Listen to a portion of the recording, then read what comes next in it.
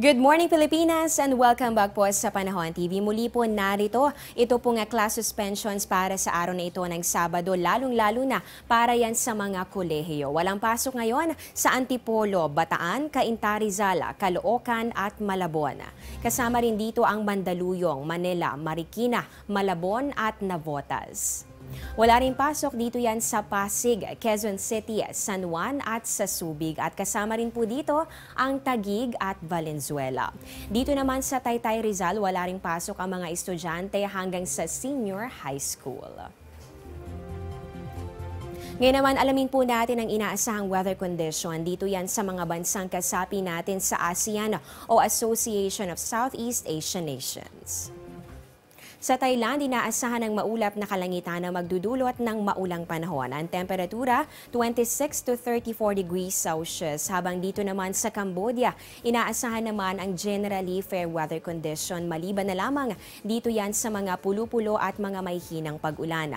Ang temperatura posibleng pumalo sa 35 degrees Celsius.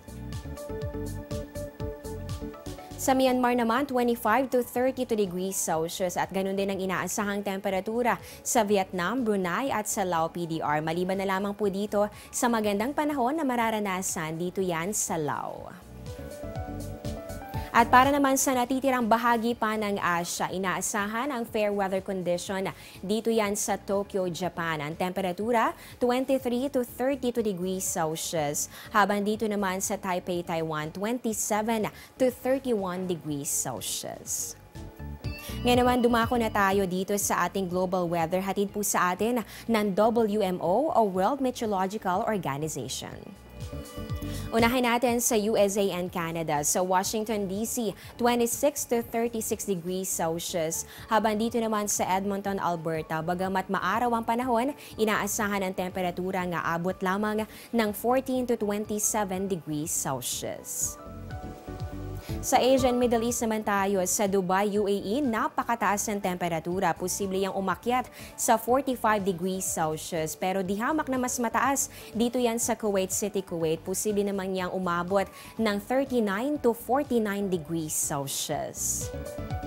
Sa Europe naman tayo, sa Madrid, Spain, sunny weather ang mararanasan sa temperatura nga abot ng 19 to 33 degrees Celsius. Dito naman sa Berlin, Germany, inaasahan ng maulap na kalangitan kaya ang temperatura posible lamang maglaro sa pagitan ng 16 to 25 degrees Celsius. At panghuli natin sa Australia and New Zealand. Sa Melbourne, Australia, 9 to 16 degrees Celsius. At yung pinakamababa sa Canberra, 2 to 14 degrees Celsius. Samantala, isa sa mga hilig nating mga Pilipino ay ang pagkanta. Kaya nga talagang pagdating sa musika, hindi tayo papahuli. Kaya eto, something to make you smile bago tayo magtapos. Patok pa rin ngayon sa social media ang video ng isang babae na kumakanta na tila nahihiya-hiya pa sa umpisa, pero kahit walang mikropono, nakakamangha naman ang ganda ng kanyang boses. Narito at pakinggan natin.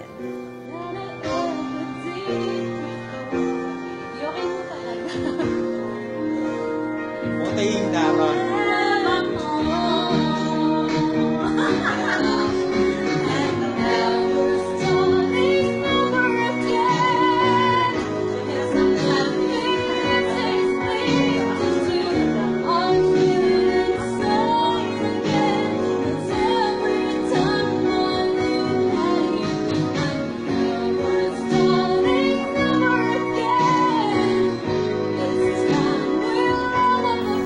O, di ba? Nakaupo pa yan, ha? Lahat tayo may kanya-kanyang talento na dapat ipagmalaki, i-develop at gamitin para magbigay inspirasyon sa ibang tao.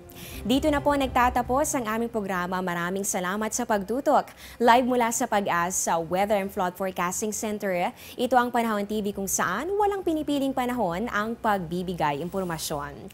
Nakasama niyo po ang inyong weather lover Amor La Rosa na nagsasabing ang taong handa at may nahon na kayang lagpasan ang hamon ng panahon. Magandang umaga po sa inyong lahat at mag-ingat po kayo. Ang programang ito ay hatid sa inyo ng Air 21. Sagot ko, padala mo.